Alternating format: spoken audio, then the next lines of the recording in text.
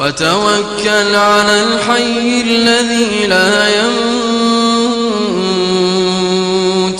وسبح بحمده وكفى به بذنوب عباده خبيرا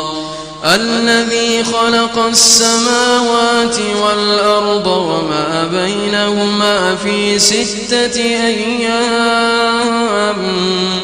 ثم استوى على العرش الرحمن فاسأل به خبيرا وإذا قيل لهم اسجدوا للرحمن قالوا وما الرحمن أنسجد لما تأمرنا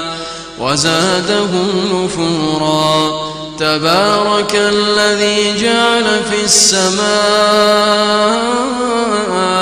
بروجا